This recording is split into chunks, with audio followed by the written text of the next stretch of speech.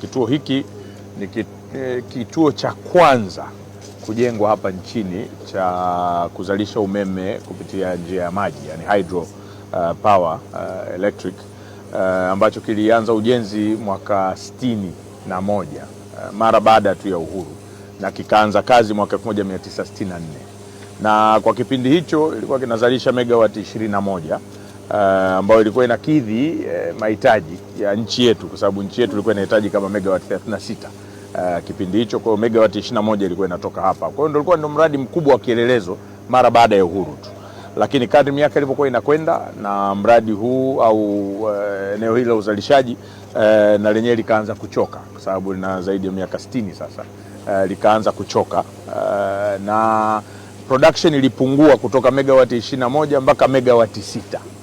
Utaona namna gani ambavyo ilikuwa tayari mitambo ile imeshafika mwisho wa uzalishaji. Kwa hiyo serikali ya Daktari Samia Suluhu Hassan kwa kushirikiana na serikali ya Sweden kupitia SIDA ikatoa fedha, serikali ya Jamhuri ya Muungano wa Tanzania 40%, serikali ya Sweden kupitia SIDA 60%, ambao jumla kama bilioni 64 kwa ajili ya kuweza kurehabilitate sasa mradi huu, kwa maana ya kuweka mitambo mipya ya uzalishaji, mitambo yote miwili, ili kituo hiki kiweze kurudi kuzalisha megawati 21. Na kama mlivyojionea wenyewe, mafundi wako site.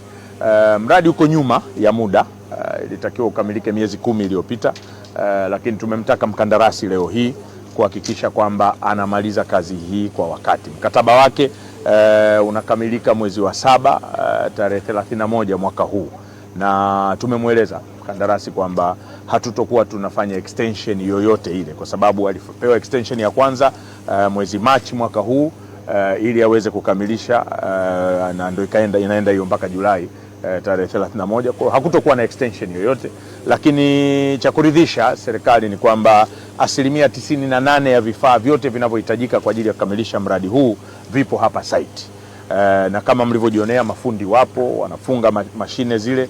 Kwa hiyo muda si mrefu tutakuwa tumeweza kuanza uzalishaji wa umeme megawati 21, kuongeza katika gridi yetu ya taifa, ili kuongeza nguvu katika mikoa hii ya huku kaskazini, kwa maana pia mkoa wa Tanga ambao mahitaji yao na wenyewe yamezidi kukua siku hadi siku. Leo nilikuwepo hapa katika ziara ya Mheshimiwa Waziri wa Nishati nikimwakilisha mkurugenzi mtendaji.